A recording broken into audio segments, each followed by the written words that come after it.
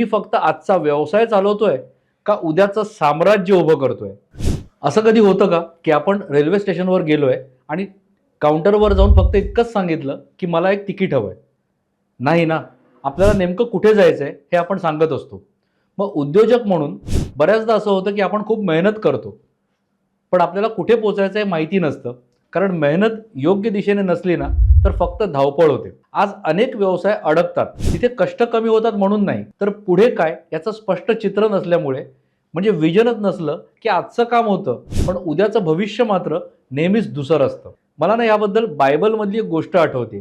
तो नोव्हा जो होता त्याने नाव बांधायला म्हणजे बोट बांधायला सुरुवात केली, तेव्हा आजूबाजूला पाणीच नव्हतं. लोक त्याच्याकडे बघून हसत होते. अरे मूर्ख आहेस, वेडा आहेस, काय करतोयस तू? पण तो म्हणाला की माहिती नाही, मी बनवून तयार राहतो. पण ज्या वेळेस पूर आला ना, त्यावेळेस त्या नावेत असणारे सर्वजण वाचले.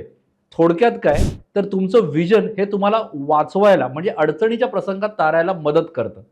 व्यवसायातही तेच आहे ना. उद्याचा धोका आणि संधी ओळखणं आणि त्यासाठीच आपली नाव आज बांधणं, म्हणजेच बदल होण्याआधी आपली दिशा आपण ठरवणं.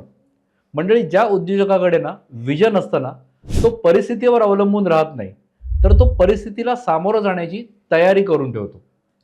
विजन नसेल तर आपण रोजचं काम करतो, पण विजन असेल ना, तर भविष्य घडवणारा म्हणजे आपल्या नंतर सुद्धा टिकेल असा उद्योग आपण ठरवतो.